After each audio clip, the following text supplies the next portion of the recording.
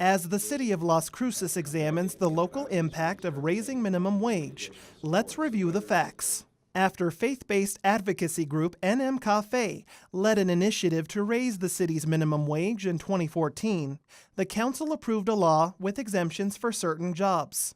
Minimum wage increased to $8.40 an hour in 2015, $9.20 in 2017, and is set to reach $10.10 by 2019, with a cost of living adjustment to follow in 2020. Even with the city's study, New Mexico State University economics professor Chris Erickson says it's difficult to properly isolate the impact of minimum wage in Las Cruces. He says that's because major employers like White Sands Missile Range and NMSU have flat or decreasing employment rates, negatively impacting the region's economy. A 2017 study by the National Bureau of Economic Research examined the economic impact of minimum wage increases in Seattle. It found when the city raised minimum wage in 2015 from $9.47 to $11 an hour, it had no significant impact on low-wage employment levels. But when Seattle jumped from $11 to $13 an hour the next year, hourly wages increased, but job hours declined about 9%. Low-wage employee earnings also dropped an average of $125 per month after the increase to $13. For Las Cruces, if you're taking that study at face value, and it's a very good study, then it says that raising the minimum wage to $10.10 in Las Cruces probably won't have a negative impact, and at least for low-wage workers will have a positive impact. Of course, you got to balance that against the fact that you are raising wages paid by small business people, and those small business people will be adversely affected. Small business people like Russell Allen, president of Allen Theaters, an independent theater chain in New Mexico. Allen says he has about 100 employees in Las Cruces, mostly teenagers working minimum wage. He says raising wages distorts an employee's worth. My biggest concern is that instead of teaching the workforce that we're arbitrarily putting a price on all positions when one job is worth one value and another job is worth another value based on your experience and your knowledge.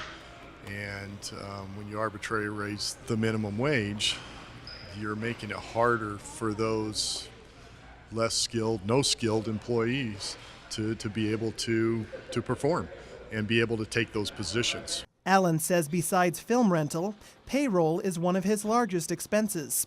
He says increasing minimum wage will shrink his employee pool. We enjoy at Allen Theaters, we've done it for 100 years of hiring teenagers, giving them real life skills and preparing them for their next job. And it's my fear that the higher the wage is, that I'm going to get to be able to do that less. And less teenagers are going to get that opportunity to get some good life skills to take to their next position. Erickson says many workers who earn minimum wage have personal factors preventing them from getting high-paying jobs, such as disabilities, drug addictions, or prison records. But I want to emphasize that these people are still, even though they may not be able to obtain skills that will allow them to earn high wages, they're still hardworking people. They're still people who put in a day's work.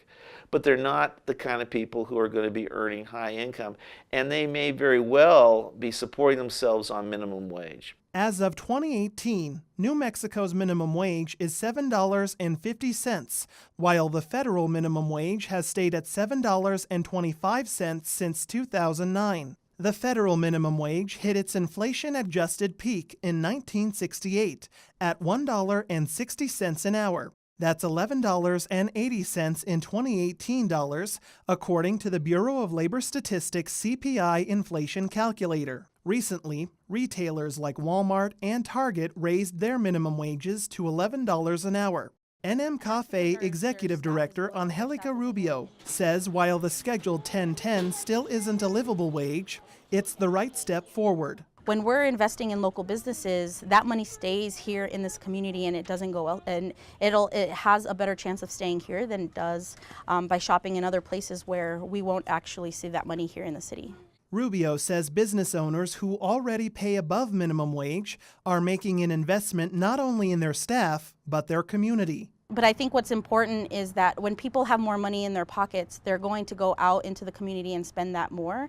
Whereas in the cases right now, people are spending a lot of their money on things like rent, on food. And so when people have more money in their pockets, of course, they're going to be able to spend it on other things as well. And Las Cruces continues to see new employers despite the minimum wage increase. Chains Sprouts, Chipotle, and Stanton Optical all opening in the last year, just to name a few. For KRWG, I'm Michael Hernandez.